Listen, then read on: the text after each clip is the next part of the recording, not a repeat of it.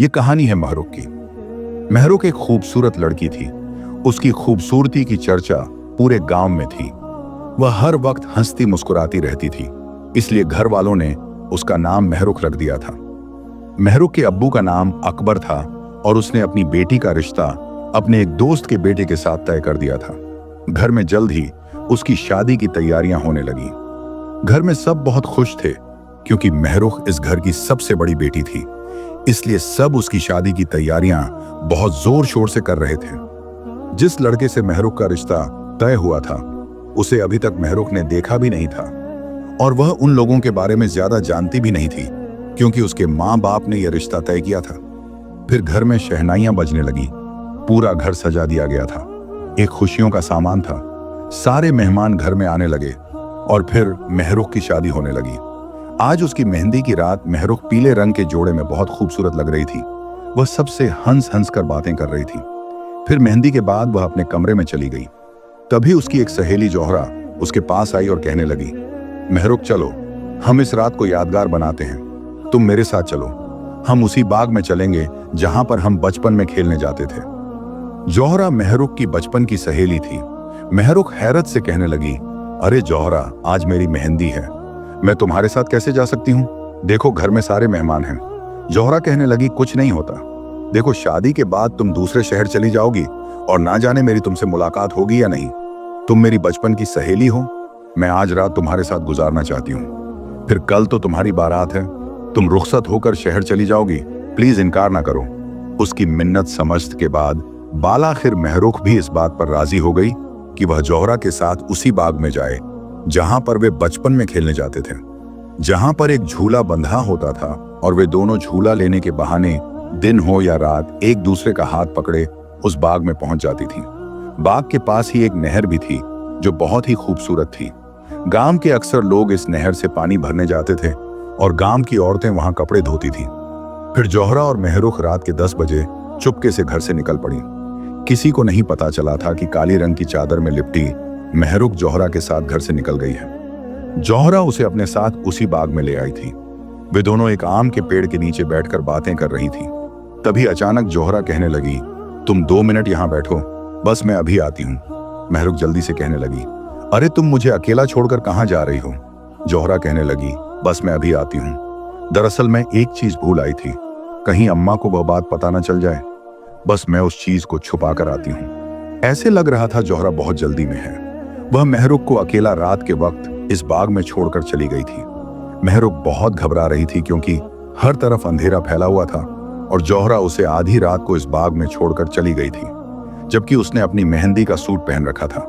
वह दुआ कर रही थी कि जोहरा जल्दी से वापस आ जाए। शायद उसने यहां आकर कोई गलती की है। वह उठकर खड़ी हुई थी कि जैसे ही पलटी तो उसके पैरों तले से जमीन खिसक गई। सामने उस गांव का एक आवारा नौजवान खड़ा था जिसका नाम फिरोज था। महरुख को देखकर फिरोज की आंखों में चमक थी, लेकिन महरुख को उसे देखकर बहुत गुस्सा आया। तुम यहाँ क्या कर रहे हो? फिरोज अजीब अंदाज में मुस्कुराया और कहने लगा, अपनी बेइज्जती का बदला लेने आया हूं। यह सुनकर महरुख खौफजदा हो गई और कहने लगी, कौन सी बेइज्जती? फिरोज उसके सामने आकर कहने लगा, उस दिन जब मैंने तुमसे कहा था कि मैं तुम्हें पसंद करता हूं और तुमसे शादी करना चाहता हूं, तुमने मेरे मुंह पर थप्पड़ मारा था। आज मैं उस थप्पड़ का बदला लूंगा। आज तुम्हारी मेहंदी की रात है। तुमने मुझसे शादी से इनकार किया था, मुझे बदनाम करने की कोशिश की, सारे गांव वालों को बताया कि मैं एक आवारा नौजवान हूं। आज मैं तुमसे इस बात का बदला लेकर रहूंगा। उसने महरुख को दोनों हाथों से पकड़ लिया था। महरुख चीख रही थी, चिल्ला रही थी, लेकिन उसकी आवाज सुनने वाला कोई भी नहीं था क्योंकि फिरोज ने उसके मुंह पर हाथ रख दिया था। वह उसके साथ जबरदस्ती कर रहा था। मेहंदी की रात महरुख अपनी इज्जत खो चुकी थी। जोहरा धोखे से उसे बाग में लेकर आई थी। उसने दोस्ती के नाम पर उसके साथ धोखा किया था। वह फिरोज के साथ मिली हुई थी, लेकिन फिरोज अपना बदला लेकर उसे उसी हालत में छोड़कर चला गया। महरुख दोनों हाथों में चेहरा छुपाकर रो रही थी। ये क्या हो गया उसके साथ? उसकी जिंदगी बर्बाद हो गई। फिर बड़ी मुश्किल से वह घर पहुंची थी। उसने इस बात का जिक्र किसी के सामने भी नहीं किया।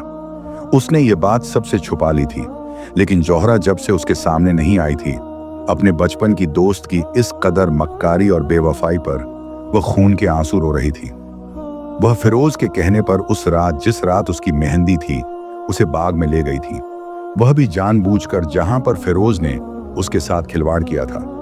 कोई मेहंदी की रात किसी लड़की के साथ ऐसे कैसे कर सकता है? अगले दिन महरुख की बारात थी, लेकिन उसके होठों से हंसी जुदा हो गई थी।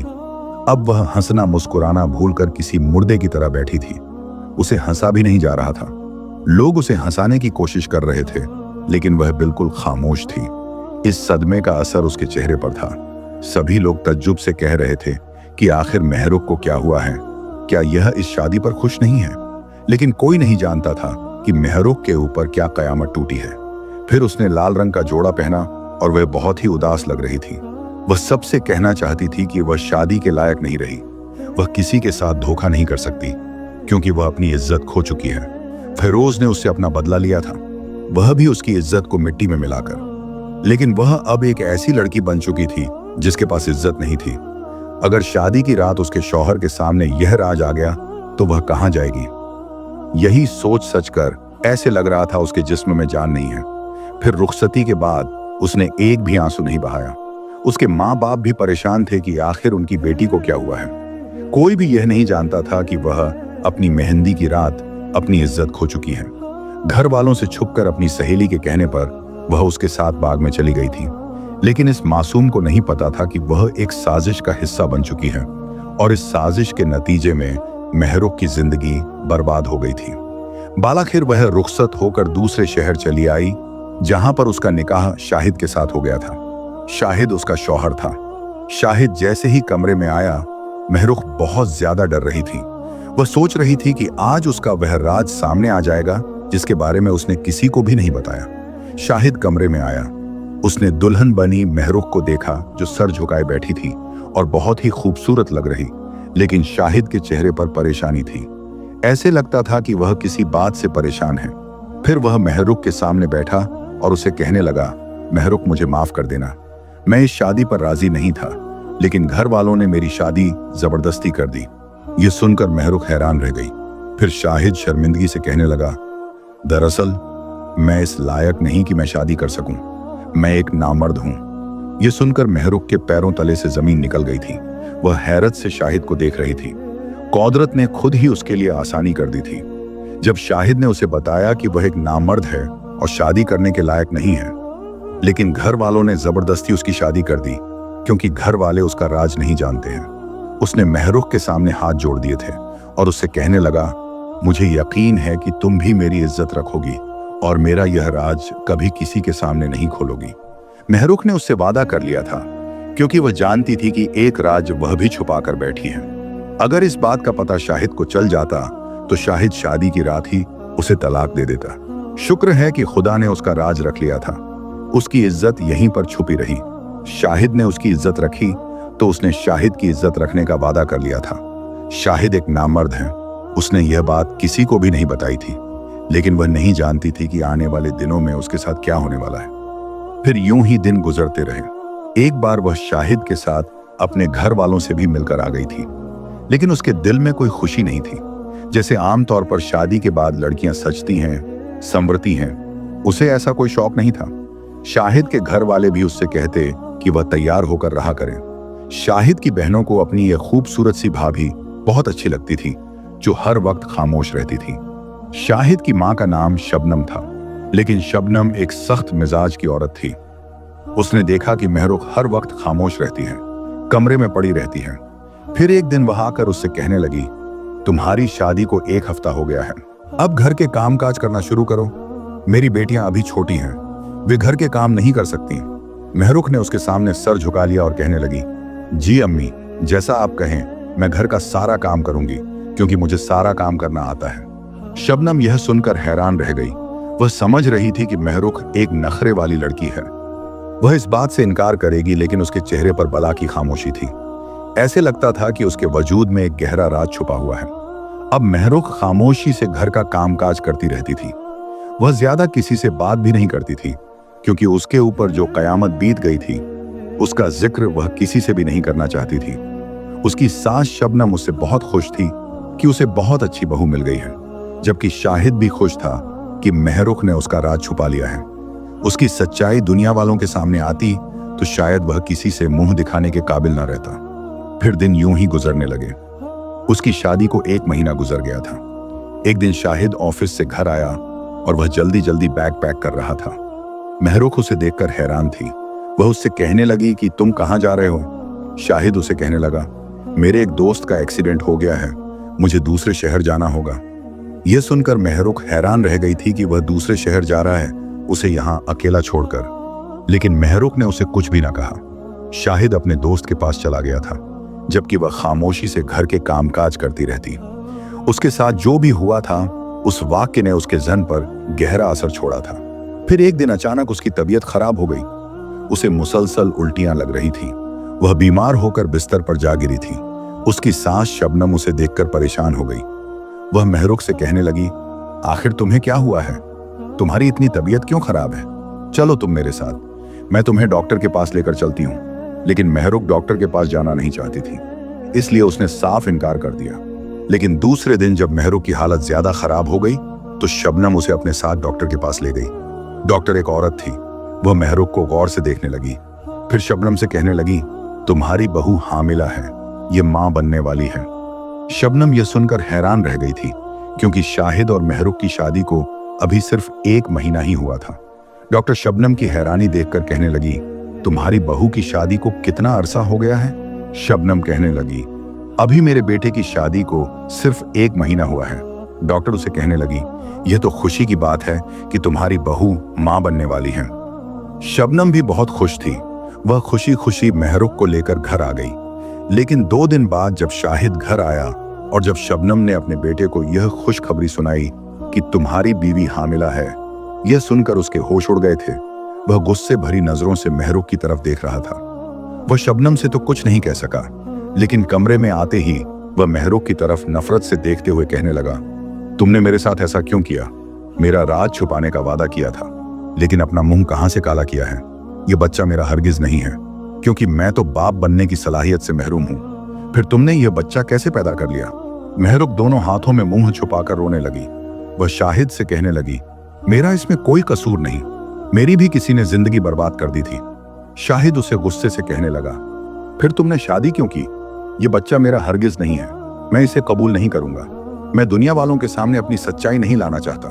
तुमने इसका फायदा उठाया है। तुम एक गुनहगार लड़की हो। वह महरुख को खूब जलील कर रहा था, उसे बातें सुना रहा था और खामोशी से घर से बाहर चला गया। पीछे महरुख घुटनों में मुंह छुपाकर रोए चली जा रही थी। उसे अपनी मेहंदी की वह रात याद आई जब फिरोज ने उस पर जुल्म किया था और उसकी बचपन की सहेली जोहरा ने उसके साथ धोखा किया था। उसकी वजह से आज उसे यह सब भुगतना पड़ रहा था। अब शाहिद उससे बात भी नहीं करता था। वह जोहरा को एक बदकिरदार लड़की समझ रहा था, लेकिन महरुख को यह गम अंदर ही अंदर खाए जा रहा था कि एक ऐसा वजूद उसके अंदर पल रहा है जो कि नाजायज है। दोनों मियाँ बीवी एक कमरे में रहते थे, लेकिन एक दूसरे से बात भी नहीं करते थे। लेकिन घर वाले यही समझते थे कि यह बच्चा शाहिद का है। वे शाहिद की हकीकत नहीं जानते थे कि वह बाप बनने की सलाहियत से महरूम है। फिर एक दिन शाहिद महरुख से कहने लगा, मेरे दोस्त की हालत बहुत खराब है, वह अस्पताल में दाखिल है, तुम भी मेरे साथ चलो। महरुख उसके कहने पर अस्पताल चली आई थी। उसके चेहरे पर थकान थी, लेकिन जैसे ही उसकी नजर बेड पर लेटे उस शख्स पर पड़ी तो उसने नफरत से मुंह फेर लिया था। वह कोई और नहीं बल्कि फिरोज था। फिरोज ने भी महरुख को पहचान लिया था। वह सोच भी नहीं सकती थी कि शाहिद का दोस्त फिरोज होगा, जिसने उसकी जिंदगी बर्बाद की थी। वह मेहंदी की रात अपनी इज्जत से हाथ धो बैठी थी, सिर्फ और सिर्फ इस इंसान की वजह से, और आज वह अस्पताल के बेड पर लेटा हुआ था। फिर शाहिद ने उसे बताया कि फिरोज अपनी दोनों टांगों से मजदूर हो गया है, क्योंकि उसका बहुत खतरनाक एक्सीडेंट हुआ था। फिरोज ने भी महरुख को पहचान लिया था। अब वह नजरें झुकाए जमीन को देखे जा रहा था, लेकिन महरुख वहां एक लम्हे भी नहीं रुकना चाहती थी। फिर वह शाहिद के साथ वापस घर आ गई।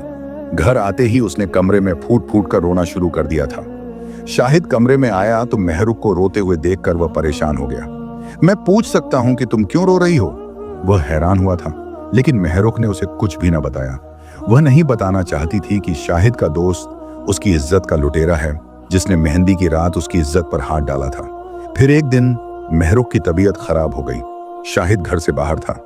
उसके घर वाले ही उसे लेकर अस्पताल गए थे, जहां पर महरुख ने एक खूबसूरत से बेटे को जन्म दिया। लेकिन उस बेटे को देखकर उसकी आंखों में कोई खुशी की चमक नहीं थी, बल्कि वह पत्थरीली नजरों से उसके वजूद को देख रही थी। जब शबनम ने अपने बेटे को यह खुशखबरी सुनाई कि वह एक बेटे का बाप बन गया है, तो शाहिद के चेहरे पर कोई खुशी नहीं थी, क्योंकि वह जानता था कि यह बच्चा उसका नहीं है। वह उस बच्चे से बहुत नफरत महसूस कर रहा था, लेकिन महरुख सोच रही थी कि अगर उसका राज दुनिया के सामने आ जाता तो वह कहीं मोह दिखाने के काबिल नहीं रहती। अब वह उस बच्चे को पाल रही थी। सारे घर वाले उसे प्यार करते थे, लेकिन शाहिद की आंखों में उसके लिए नफरत होती थी। वह उस बच्चे से बहुत नफरत महसूस करता था, क्योंकि वह बच्चा उसका नहीं था, बल्कि वह महरुख का गुनाह था, जबकि महरुख भी गुनहगार नहीं थी। फिर धीरे धीरे वह बच्चा बड़ा होने लगा, लेकिन शबनम ने महसूस कर लिया था कि शाहिद उस बच्चे को ना ही गोद में लेता है और ना ही प्यार करता है। फिर एक दिन वह शाहिद से कहने लगी, बेटा, तुम अपनी औलाद से वह मोहब्बत नहीं करते जो तुम्हारा बाप तुमसे करता है। मुझे यह देखकर बहुत तकलीफ महसूस होती है। आखिर इसकी क्या वजह है? शाहिद ने उसे एक लफ्ज भी ना कहा और खामोशी से वहां से चला गया, क्योंकि अगर वह महरुख का राज अपनी मां को बताता तो शायद महरुख भी उसका राज उसकी मां को बता देती। इसलिए उसने खामोशी इख्तियार किए रखी। फिर एक दिन वह महरुख से कहने लगा कि आज मेरे दोस्त फेरोज का इंतकाल हो गया है। यह सुनकर महरुख की आंखें फटी की फटी रह गई थी। फिर वह कहने लगा, लेकिन मरते वक्त उसने मुझसे एक अजीब बात कही। वह कह रहा था कि अपनी बीवी महरुख से कहना कि मुझे माफ कर दे। आखिर उसने ऐसा क्या किया था? मुझे भी तो बताओ। लेकिन महरुख ने उसे एक लफ्ज भी ना कहा। वह मर चुका था और उसकी बुराई वह शाहिद के सामने नहीं करना चाहती थी। फिर धीरे धीरे उसका बेटा अय्यान बड़ा हो रहा था। वह अब स्कूल जाने लगा था। एक दिन वह अपनी स्कूल की कॉपी उठाकर शाहिद के पास आया और कहने लगा, देखो अब्बा जान, मुझे टीचर ने स्टार दिया है।